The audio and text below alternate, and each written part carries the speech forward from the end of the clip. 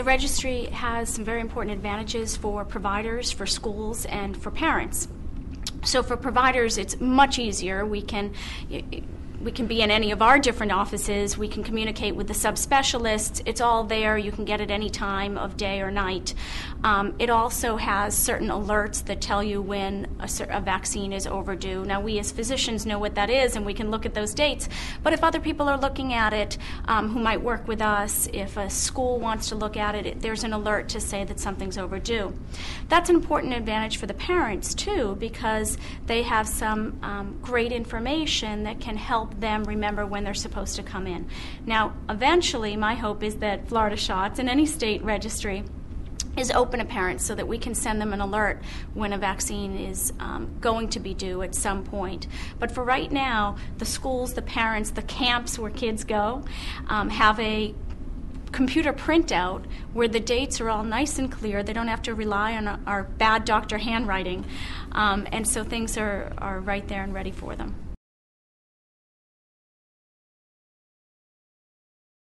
I think there's a difference in parents based on their children's age. So parents of children who are 2, maybe 3 years old, in the time when the children are still young and you're carrying around a diaper bag and you have everything with you, it's hard for parents to imagine that they will ever forget their vaccine card. So they may not realize how useful something like a vaccine registry can be to them. By the time I see them when they're now tweens and teenagers, parents don't tend to have that vaccine card anymore. They don't carry it around. Their wallet's changed many times since then. It's somewhere at home, if not. They rely on the schools to keep track of their vaccines, but then schools may not have all the up-to-date vaccines either. So I think the vaccine registry is critically important for their children, whether they're visiting the same pediatrician all the time. If they're going to an emergency room, they're changing pediatricians, they're moving, they're seeing a subspecialist. The schools now, they change schools, and the school needs a new vaccine record.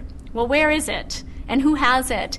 And maybe my pediatrician retired and I can't get those records anymore. This happens to us quite frequently. So the vaccine registry allows us to go back and see all of those vaccines. It's also a record for the entire lifespan. What a gift you're giving your child when the vaccines are in there from birth, because then when they're older and they're going off to college, which requires vaccine records to get into college, or going into the military, or making some international trip where infectious disease might be different, they have that into their adulthood, because most of us don't keep those yellow cards all those years and pass them on. Besides the yellow cards, they get wet, they get smudged, and we don't read their writing very well.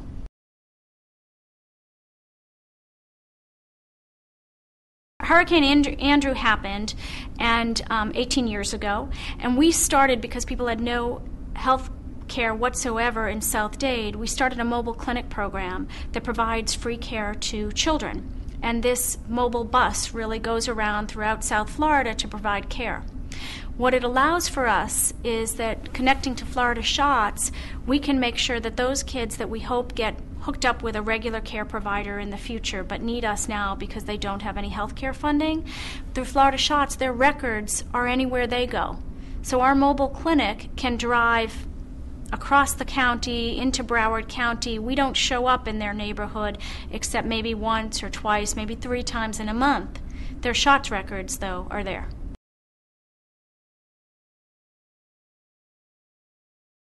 Florida Shots is so important for us on a daily basis in terms of kids going from doctor to doctor at different points, or showing up in an emergency room.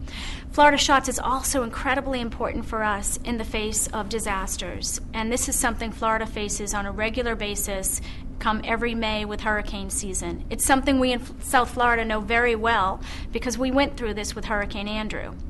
And when Hurricane Andrew hit, not only did we have flooding and destruction of clinics, so people had really no medical care whatsoever, but they lost their medical records, and that was for a huge part of our state.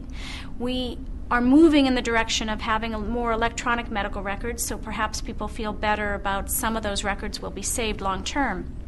But when electricity is out for 2 or 3 weeks, sometimes a month, as has happened to us even in the recent years, we can't hook up those systems. We have no way of getting those results unless they're connected to something like Florida Shots, where we can access those systems further away from the destruction area.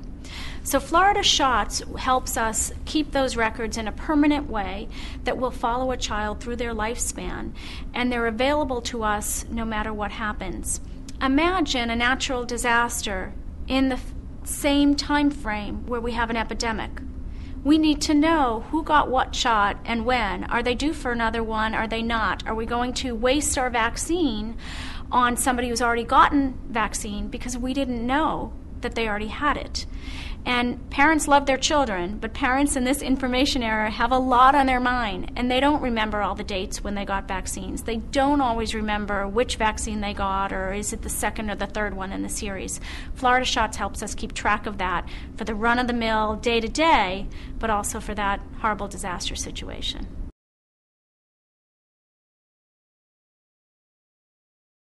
Well, unfortunately, for patients who might move from different clinics, and we have this now as health plans change and maybe the doctor you used to see you're no longer able to see, there could be gaps in your knowledge of those vaccines. In an ideal world, you have all of your records with you and you go to the next doctor. That doesn't often happen. Sometimes it's that you're with a new doctor and you need your school forms by tomorrow, or the child doesn't get enrolled, and so you may miss something that was given somewhere else if you're relying on the old-fashioned way of just the paper from doctor to doctor.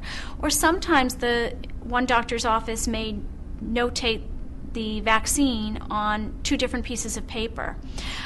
So you could duplicate shots in those ways. Florida Shots means it's all in one place. You can get it at any time. It's clear to all of us.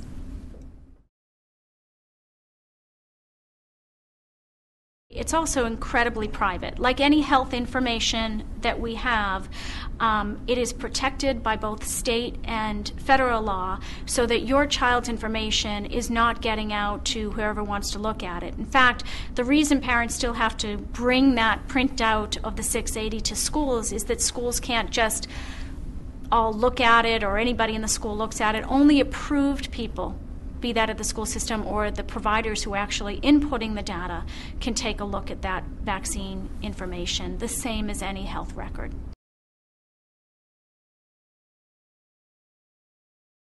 Florida Shots has improved my life in terms of work a lot. So it's not difficult to use. It's not difficult to input information into. Where it's wonderful is the output. So my patients who may go to 3 different camps in a summer and also need school forms and do a volunteer program may need me to fill out vaccine information for these programs 2, 3, 4, 5 times in a year. That's a whole lot of handwriting when I did it the old-fashioned way. But now we can push a button and get a printout of those vaccines. The other, since I deal with so many teenagers, is I have to do a lot of transcribing if I do this by hand for all those baby shots that I wasn't even the one to give them. If it's entered into Florida Shots, then I have that. I mean, it just makes it so much easier for providers.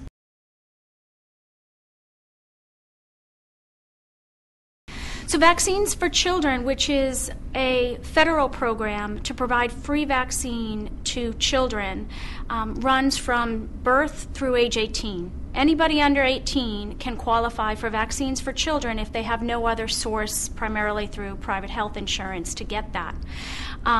They can get those vaccines for free without any cost to the parent through the Department of Health or through their healthcare provider. Their pediatrician, their family practitioner, their nurse practitioner will have vaccines with the Vaccines for Children program, and they can get that at no cost to them.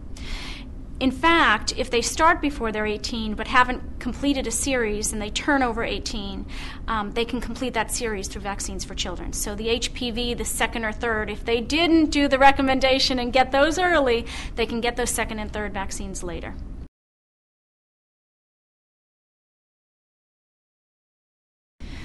Vaccines for Children has helped poor children because whether they have Medicaid or no insurance, no health coverage, no means of paying for vaccines, they can get their vaccines. It reduces disparities because they can get those vaccines either through the Department of Health or through a regular healthcare provider, a family medicine doctor, a pediatrician, a nurse practitioner. So when they go for their well child checks, they're not sent somewhere else to get a vaccine. They can get it right there. It's very important that we simplify things for parents, that at the point where we're discussing vaccines and advocating for them, we can give the vaccine. It's an undue, unfair burden on a parent who does not have the money to pay for vaccines. Some of these cost hundreds, more than $100 a piece.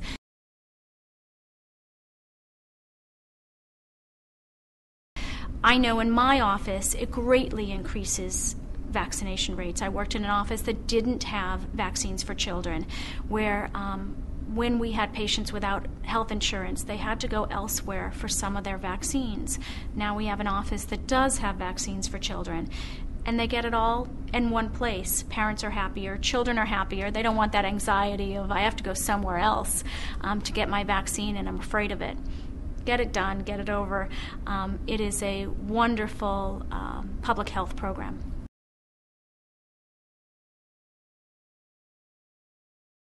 Vaccines for children affects continuity of care not just from vaccine visit to vaccine visit, but what we really want is that children and their families have a relationship with their doctors, that they have somebody who takes care of them, who knows them, knows their name, has their medical record, knows the family, knows how they're growing up, knows where they go to school. Those sorts of things are incredibly important when a child gets sick, or if a child has some problem with their development, things aren't going well. The trust in that relationship is real important, the knowledge that's shared in them. So as a pediatrician, when I have continuity of care with my patients, that means that I've probably already met the grandparents who have come in. I understand the parenting skills, the parenting style of this family. I understand the stresses that they go through. They're comfortable to share with me when they're facing a job loss or an eviction. I understand that their other child might have been raised differently or may have developed differently, and so where their concerns are.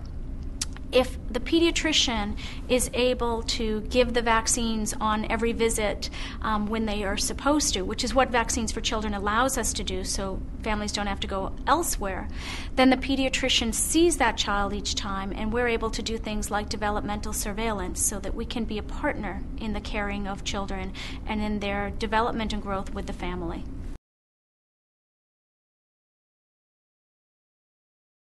Most parents understand that this is the best thing for their child, that it's life-saving for their child. It's also a responsibility to their neighbors, the other kids in the class, the teachers, the child care workers, etc. So most people are getting the vaccines. It's that what we don't always have people understanding that if they're in the smaller percent that doesn't, they are still quite vulnerable, and they're making a decision for their child's life that could be deadly or cause a disability that's quite severe. Why does that happen? I think part of it is because we have the vaccine rates that we do, because we have relative excellent health here, because things are accessible to them.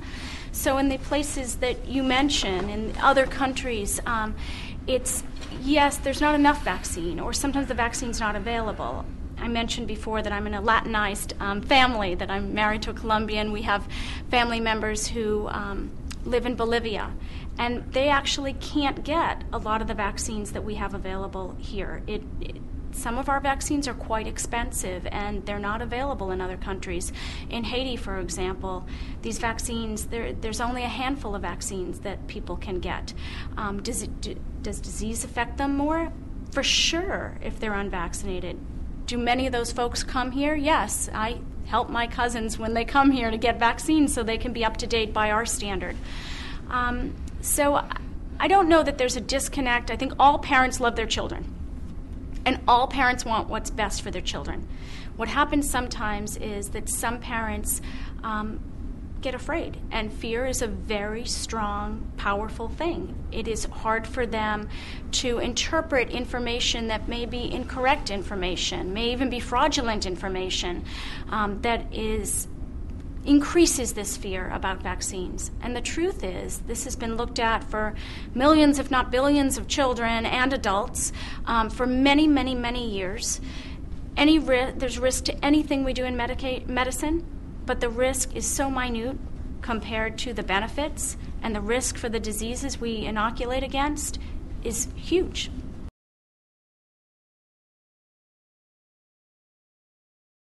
It's very hard for parents to understand the risk of infections that they're not seeing, even though we sometimes still see them. So it's very hard for them to understand that a baby who gets pertussis, and usually contracts that from an adult who hasn't been vaccinated, but they get pertussis and they turn blue. They turn cyanotic, they can't breathe, and they die. And when you've had a baby that you've taken care of, or God forbid you're a parent of that baby and gone through that, it's something you'll never forget. When you see Neisseria meningitis, and it takes someone who started with a fever and a headache, or if it's a young child, some crying, and they turn purple with what looks like bruising all over them, and they lose limbs if we're able to save them, or they die in a matter of hours or days. When Haemophilus influenza and they get meningitis and they never recover from this. These are the diseases we're talking about. This is the risk of the infection. And I think that sometimes people get stuck on what is the real risk of a vaccine, what is my fear of the risk that's much bigger than the real risk, and they stop looking at what's the real risk of the infection. And that's the part that people, they don't see. They don't see the infection happening as often as it used to. It still happens, and they don't see it because when it happens, it's in the closed-off intensive care unit or in the privacy of some other family.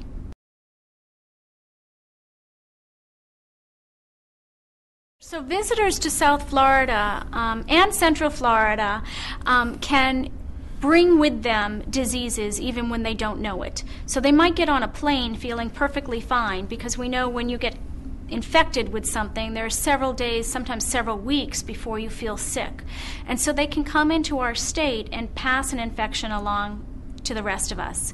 This is true for people both from developed and less developed nations. So for example, from England, we often see visitors from England who come here, and we get alerts that measles was in Disney or some other theme park. And this happens because, as well-intended as these folks are, they got on the plane, nobody was sick, but one of the horrible outcomes of the whole Wakefield research, which has now been recanted and is revealed as the fraud that it is, was that vaccination rates against measles, mumps, and rubella in England dropped precipitously. And with that, they saw a huge increase in measles outbreak and a measles death for children and others. So measles immunity in England still hasn't picked up after that. And what we have seen happen is sometimes it's our European neighbors who come in and bring in measles that can affect our kids here. We also see it from other countries. So a lot of countries south of our border, South America, Central America, Haiti, and the Caribbean nations may not vaccinate for everything that we vaccinate against. And when that happens, then they may come in here, and if they haven't seen a doctor yet, if there's more time before they get their vaccines up to date, whether they're going to live here permanently or just visiting, they can be the vector, so to speak, that then infects us in very common ways. Talking, holding hands, coughing, touching, the same sort of things. Vaccines help us to protect ourselves from what we can't see.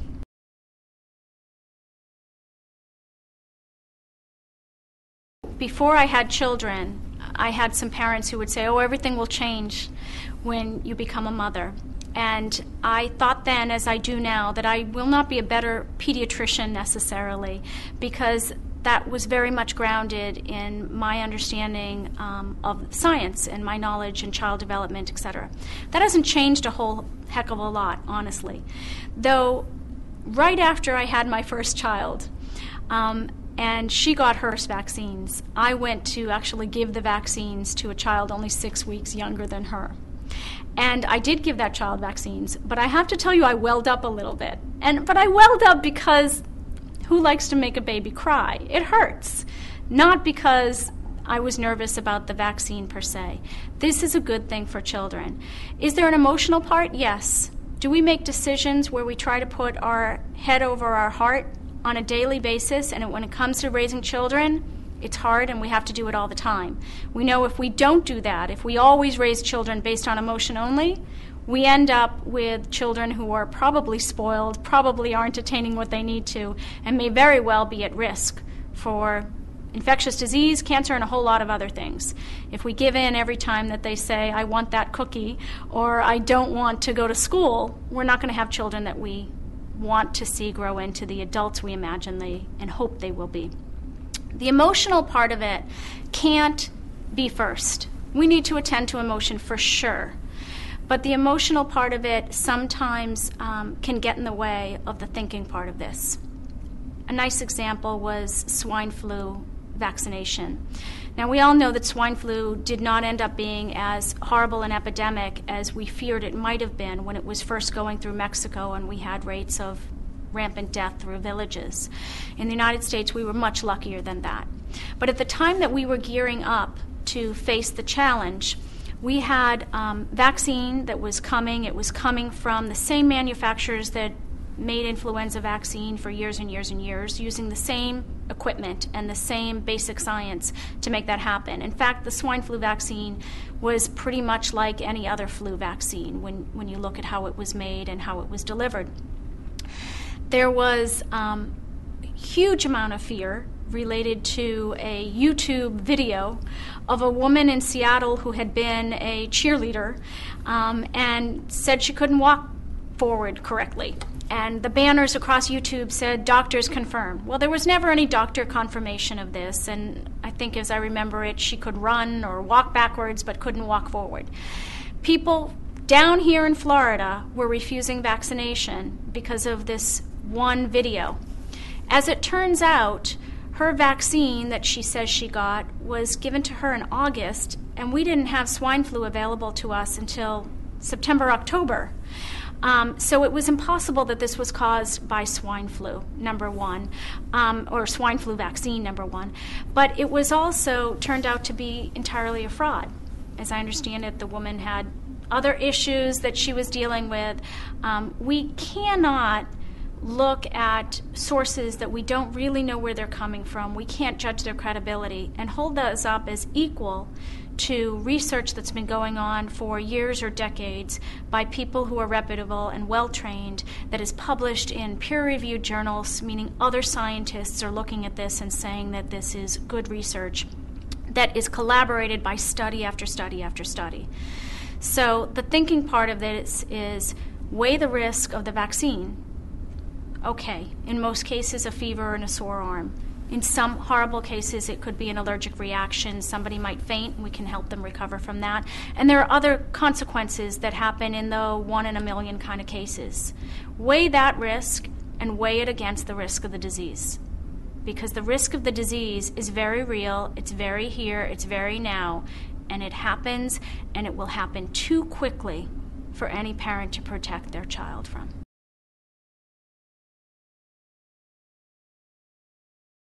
I mentioned before taking care of a 2-month-old who came in with some respiratory distress, came in with a whooping cough, and in one night in the intensive care unit ended up turning blue and not breathing. And those parents actually did everything that they should have done with that child. Those parents gave that child his first vaccine against pertussis. But one vaccine isn't enough. And a 2-month-old who just got his vaccine only a week ago doesn't have enough antibodies to fight off the pertussis infection.